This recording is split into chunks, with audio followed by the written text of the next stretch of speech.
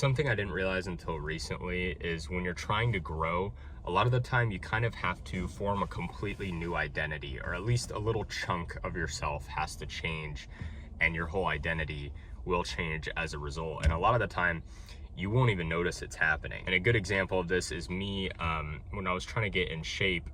All through my childhood I played sports, I worked out, all that kind of stuff. When I went to college I completely stopped, and I was eating fast food every day and I got super out of shape.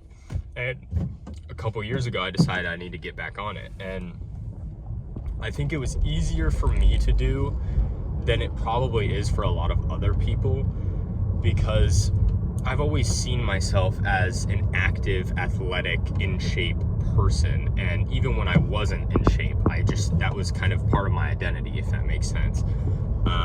So I think for somebody who, maybe they've been overweight their whole lives or just a little bit, it's hard for them to break out of that, because it's not their identity. They just think of themselves as that way. And obviously there's nothing wrong with it, but if you're wanting to change it, you kind of do have to change your identity a little bit. And I realized this, it's very simple to do that, and it sounds really hard, but essentially the way you see yourself and the way you form your identity is based on the things you've done in the past. Your mind is just basically giving yourself proof of all the things that you've done accumulated. So if you've worked out every day for 5 years, your mind is like, yeah, I'm an active person, I work out. But if you haven't and you've been eating junk food, your mind is gonna be like, I'm not an active person, these are not things that I do, because it doesn't have anything to pull from. So I think it's interesting that even if it's from a long time ago, like for me it was probably 4 years without doing anything active really. It was interesting because I wouldn't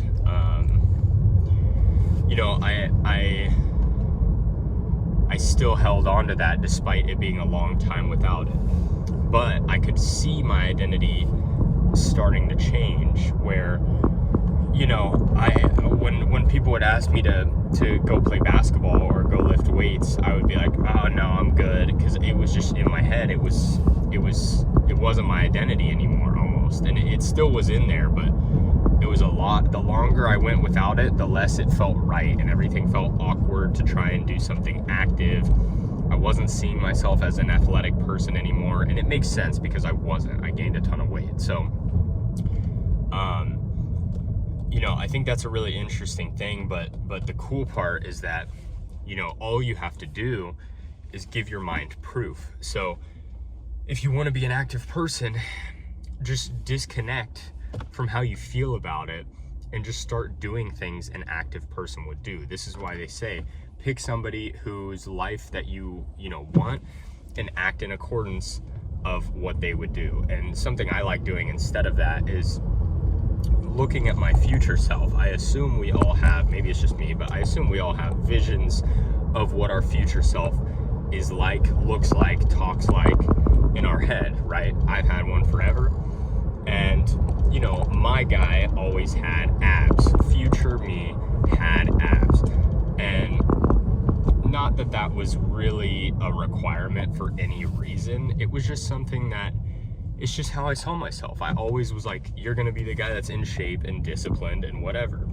And I'm sure a lot of dudes have that, probably men and women, I'm sure all have that. But it's really hard when that's not who you see yourself as. So my thought was, okay, let me act the way that future me would act in my head.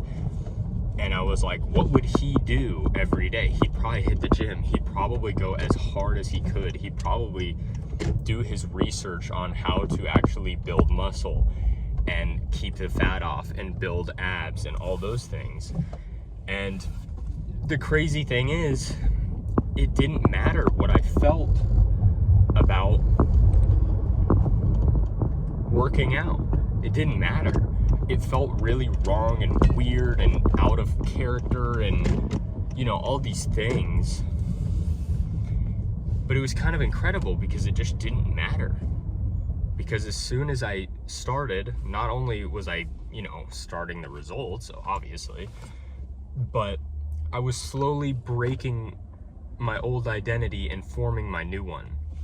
Because the longer I gave my brain proof of what I do every day, the more it started believing what I believed. And the really cool part is, you know, the acting in accordance of your future self. Obviously, I have more growth to do, but I'm very proud to say that I'm actually, I'm a lot closer to that person than I ever thought I would actually get. And if, in case you are wondering, yes, I did get abs. I'm probably about to lose them because I'm bulking now. But, you know, it was just something I always wanted to do. And it was really hard, but it just kind of helped to see that as my future self, which is another reason I don't really idolize anyone's life overall enough to try and form my life to be exactly like theirs. But, you know, my future self, it's perfect because it's in my head. You know, I made it up. So all I have to do is just do what I think that person would do.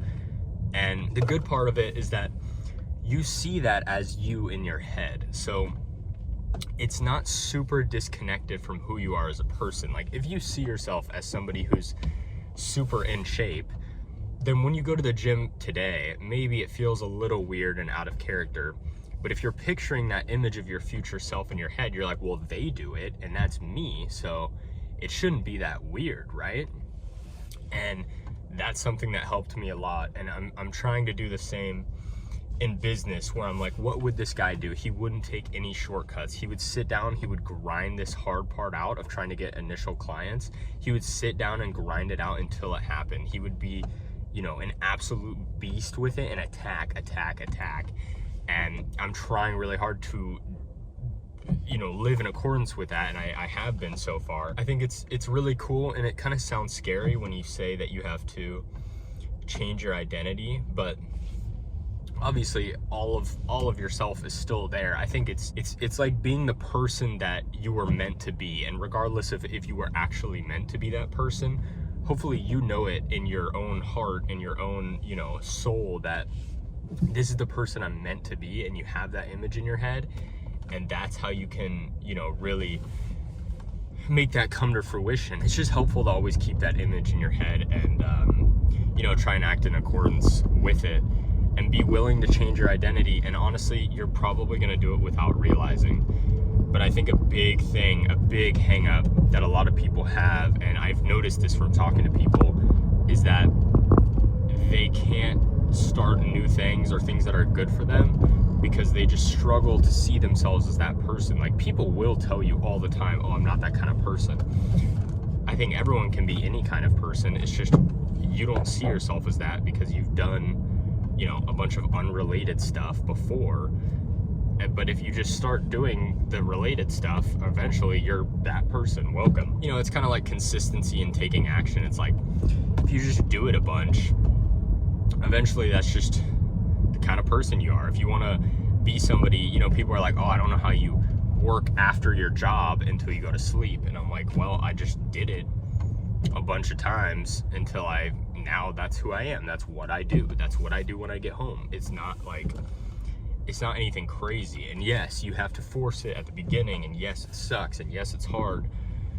But, you know, you can break it down however works for you, but it's just about doing that kind of stuff. But yeah, so don't be afraid to do that. And, you know, this obviously just depends on your goals, but I think a lot of people want things that they just don't associate with themselves, and I think we all can. I don't think you should ever look at someone and think, oh, I wish I could be that kind of person. I don't think that's a good thing, and obviously that's just my opinion, but to me, I think everyone can be any kind of person, and it's just based on either, you know, if you've been living kind of passively autopilot, it's just whatever your parents, you know, kind of taught you to do and whatever, and, you know, it's just kind of a combination of all the stuff you've done. So, yeah, don't be afraid to do that, and hopefully it'll benefit you in the long run.